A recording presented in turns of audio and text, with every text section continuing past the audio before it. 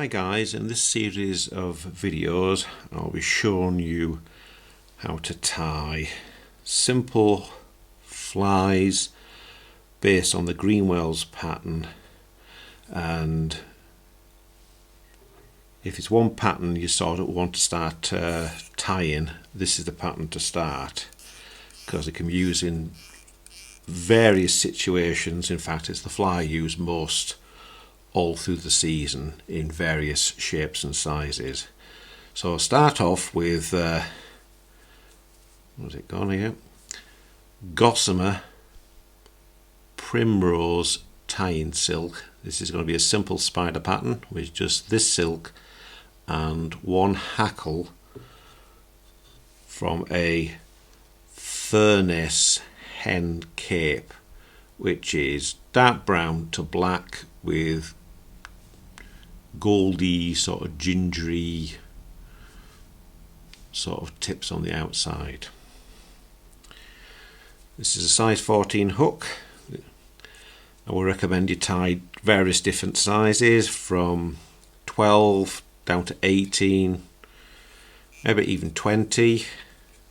They can represent different flies throughout the summer. I usually find that the larger patterns work better in the colder months, and as the season progresses they get smaller and smaller and also brighter.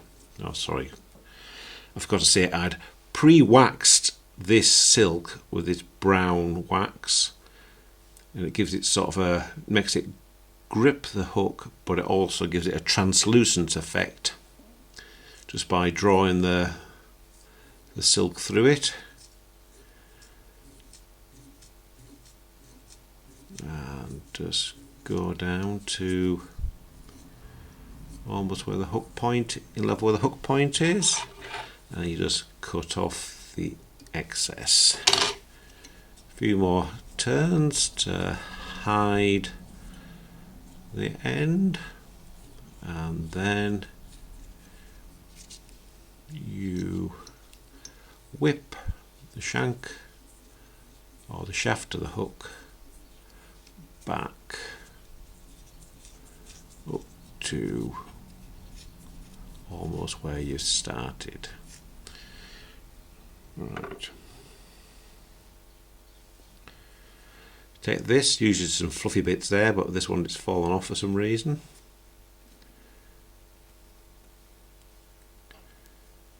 Now you offer it up, and you can stroke those back so it's like that. Tie the little triangle bit into the end.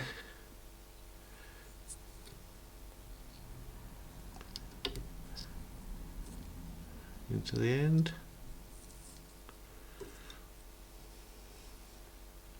fact, I'm going to move the triangle bit.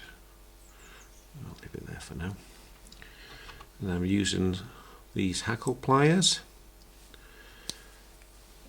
On smaller flies you need the lightest version. You can get plastic ones as well, which are probably better than this, but this is the traditional ones, which you buy them and last you for 100 years. And also these will take, oh come here,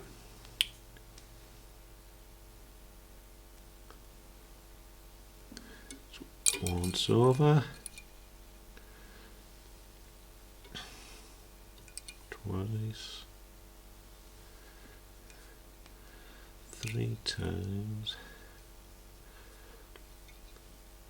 and then over the top.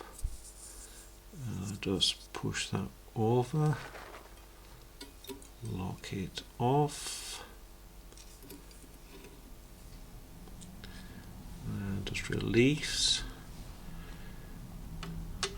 A lot of fly ties are more neater than I am, but it doesn't really matter. In fact, the spider area will look better. You just pull the fibres back and just whip over. Yeah. Sometimes just leave that little triangular tip there, what I call it, gives a little bulk to the to the fly and makes it look like a little nymph. So there you have it. Now I'm just going to use a whip finish tool to finish this off.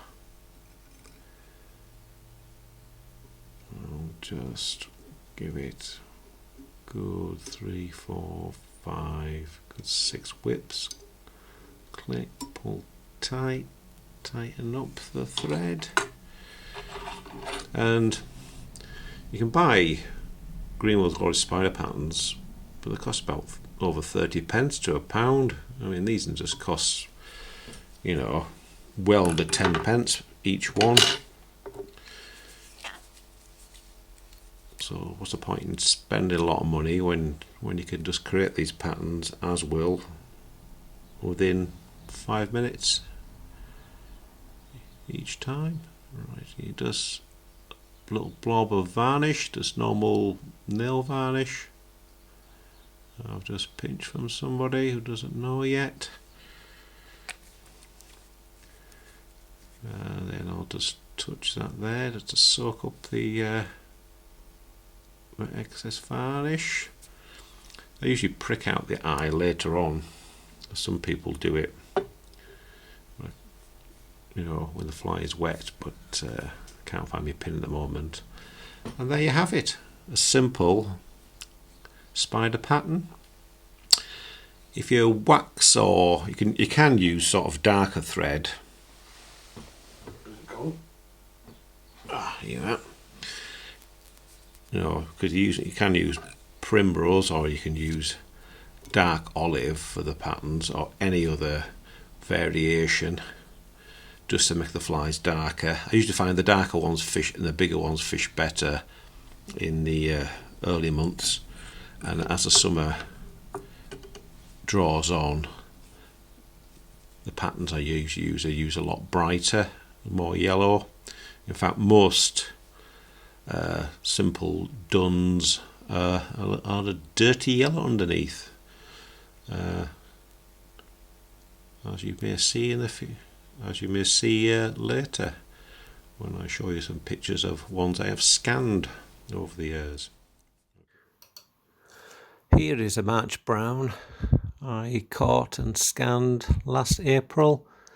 You can see on the body there's very distinct segmentation, which can be represented by gold wire or oval gold.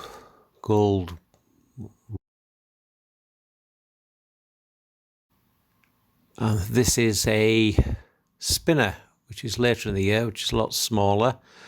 See how the body is almost transparent and how big the eyes are compared to the body.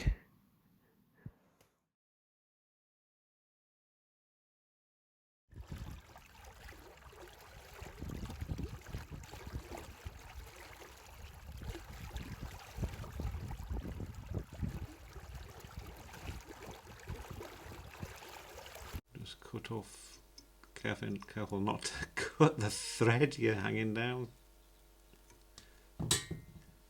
Which I've done. No!